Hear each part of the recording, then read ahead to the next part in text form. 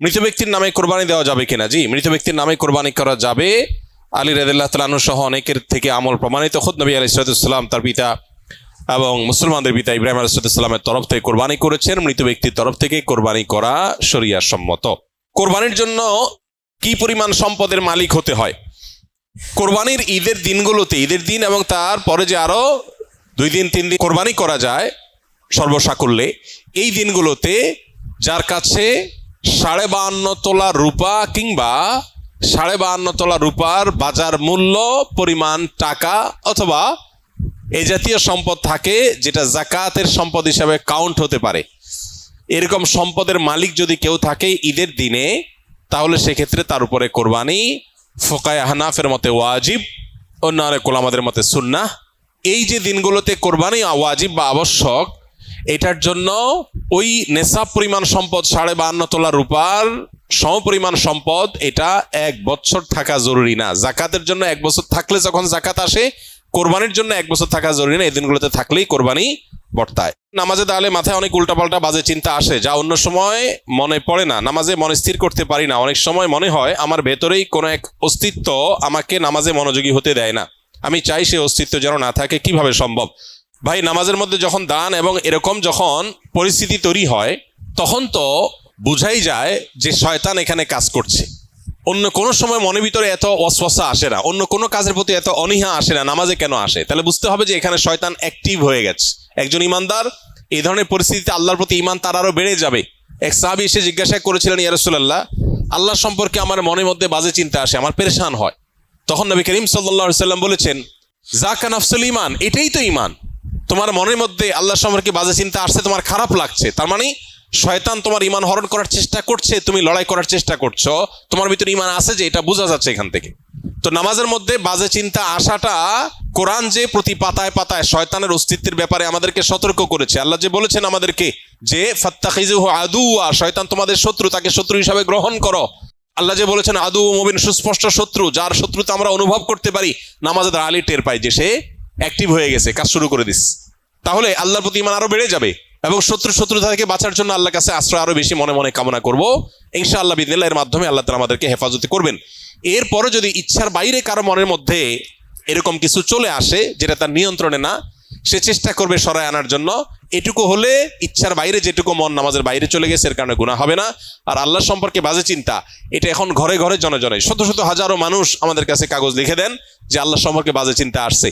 যে পরিমাণ শিরক হয়, যে পরিমাণ শয়তান অ্যাক্টিভ হওয়ার মতো কার্যক্রম আমাদের সমাজের চতুর্পাশে হতে থাকে, এর দ্বারা আমরা প্রভাবিত হই, যার ফলশ্রুতিতে আমাদের ঈমান হরণ করবার প্রতিনিয়ত চেষ্টা করে শয়তান এবং তার দোসররা। এই জন্য আল্লাহ তাআলার কাছে পানা চাইতে হবে। বিশেষ করে এই ধরনের চিন্তা যখন আসে, নবী সাল্লাল্লাহু আলাইহি ওয়াসাল্লাম শিখিয়েছেন বাম দিকে 3 বার প্রতীকী থুতু, মানে শুয়ের আগার মতো ফোঁটা মতো এরকম থুতু 3 বার বাম দিকে ফেলা, এবং সেই সাথে আউযু বিল্লাহি মিনাশ শাইতানির রাজিম, শয়তান থেকে আল্লাহর পানা চাওয়া, এবং আমানতু বিল্লাহি ওয়া রাসূলিহি, এভাবে পাঠ করা। এগুলোর মাধ্যমে ইনশাআল্লাহ শয়তানের ওয়াসওয়াসা থেকে মুক্তি লাভ করা যাবে। এটা নামাজের বাইরের কথা বলেছে। নামাজের মধ্যে আল্লাহর কাছে মনে মনে পানা চাইবেন এবং শয়তানের সাথে সংগ্রাম করে নামাজের দিকে মনোযোগ দেওয়ার চেষ্টা করবে, এটাই যথেষ্ট ইনশাআল্লাহ। আমি নিজের কিছু বদঅভ্যাস ছাড়তে চাই যা অনেক লম্বা সময় গড়ে উঠেছে, যেমন অতিরিক্ত ফিকশনাল বই পড়া, মুভি দেখা ইত্যাদি। মাঝে মাঝে মনে হয় আমার মানসিকতা বিকৃত হয়ে গেছে, আগে যে স্মরণ শক্তি ছিল তা নেই, মনোযোগ থাকে না, বিনা কারণে রাগ ওঠে, প্রোক্রাস্টিনেশন, সময়ের কাজ সময়ে না করা ও ডিপ্রেশনে ভুগছি। কিভাবে এসব থেকে পরিত্রাণ পেতে পারি? আধুনিক পৃথিবীর বেশিরভাগ মানুষ এই রোগে আক্রান্ত। যে ভাই প্রশ্ন করেছেন তিনি হয়তো নিজের কথা বলেছেন, বাকি হাকিকত হলো, বাস্তবতা হলো, আধুনিক পৃথিবীর উল্লেখযোগ্য সংখ্যক, বরং বলা যায় নির্দ্বিধায় বেশিরভাগ মানুষ এই বিপদে আজ আক্রান্ত। অর্থাৎ কোনো কাজে মনোযোগ বসে না, এবং কারোর হয়তো মোবাইল টেপার নেশা, কারোর হয়তো ফিকশনের বই পড়ার নেশা, কারোর হয়তো খেলাধুলার নেশা, কারোর হয়তো গেমসের নেশা।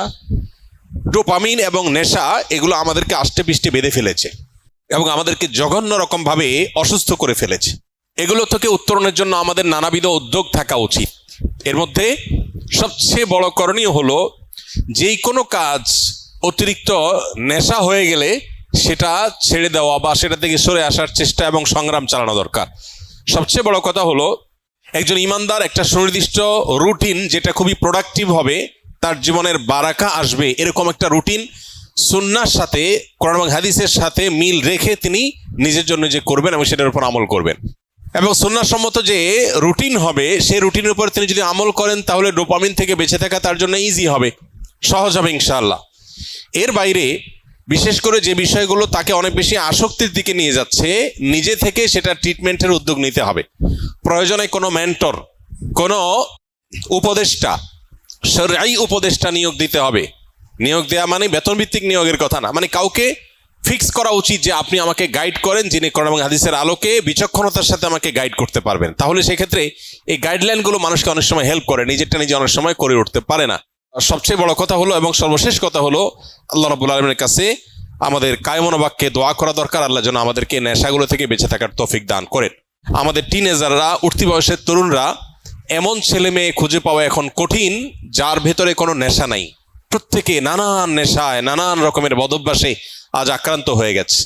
আধুনিক পৃথিবীর যে সমস্ত মায়াজাল আছে এগুলো থেকে কে কতটা দূরে থাকতে পারছেন, স্মার্টফোন থেকে, সোশ্যাল মিডিয়া থেকে কে কতটা দূরে থাকতে পারছেন, এটার উপরে অনেকখানি নির্ভর করে আজকালকার যে সমস্ত ডোপামিন, যে সমস্ত আসক্তির বিষয়গুলো ছড়িয়ে ছিটিয়ে আছে, এগুলো থেকে বেঁচে থাকাটা।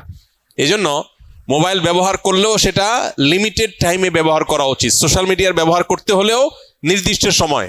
আজকাল অনেক অ্যাপ আছে যে নির্দিষ্ট সময়ের পর এটা লক হয়ে যাবে, সেগুলো ডাউনলোড করে আপনি লক করে ফেলেন, নিজের ব্যাপারে নিজের বিভিন্ন রকম বাইন্ডিংস আনেন।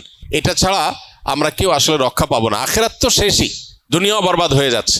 ঘরে ঘরে ডিপ্রেশন। বিশ্ব স্বাস্থ্য সংস্থার জরিপ বলছে 2030-এর পর গোটা পৃথিবীতে সবচেয়ে বেশি পরিমাণে যে রোগ ছড়িয়ে পড়বে, বেশি পরিমাণে যে রোগের রোগী গোটা পৃথিবীতে পাওয়া যাবে, সে রোগটার নাম হলো ডিপ্রেশন। আমরা একদিকে দেখতে পাচ্ছি সুখের উপকরণ, নানাবিধ উপকরণ সুখের, এগুলো দিন দিন বাড়ছে। আবার অপর দিকে দেখতে পাচ্ছি পৃথিবীতে দুঃখী মানুষের সংখ্যা, ডিপ্রেসড মানুষের সংখ্যা, পেরেশান মানুষের সংখ্যা, পরিমাণ দিন দিন বাড়ছে। একদিকে আমরা দেখতে পাচ্ছি একটা চিত্র, সিনারিও, যে সুখের বিভিন্ন আইটেমগুলো বাড়ছে, কতভাবে মানুষকে সুখ দেওয়া যায়, দুনিয়াটাকে জান্নাত বানানোর বা একটা দামি জান্নাত বানানোর একটা চেষ্টা, কসরত আমরা একদিকে দেখতে পাই, যে কোনো ত্রুটি, কোনো কষ্ট যেন না হয় মানুষের, সব স্মুথ। এটা একটা সিনারিও। আর আরেকটা সিনারিও হলো প্রত্যেকটা ঘরে ঘরে, বড়রা তো আর বড়রা, মানব ইতিহাসে কখনো বাচ্চারা যেখানে ডিপ্রেসড এরকম ছিল না। এখন ঘরে ঘরে যত আধুনিক, যত উন্নত, যত অগ্রসর, তত বেশি বাচ্চাদের মধ্যেও ডিপ্রেশন বেশি পাওয়া যাচ্ছে, আত্মহত্যার প্রবণতা বাড়ছে। এটা আমাদেরকে বার্তা দেয় জাগতিক এই সমস্ত উন্নতি অগ্রগতির কোনো টুলস মানুষকে সুখী করতে পারে না। আল্লাহ বিজিক্রিল্লাহি তাতমাইন্নুল কুলুব, ঈমান এবং নেকামল ছাড়া, আল্লাহর কাছে আত্মসমর্পণ করা ছাড়া পৃথিবী সুখী হতে পারে না। মানুষ বহু কিছুকে ট্রায়াল করবে, কিন্তু তাকে ব্যাক করতে হবে দিন শেষে ইসলামের দিকে। আল্লাহ তাআলা আমাদেরকে বুঝার তৌফিক দান করুন।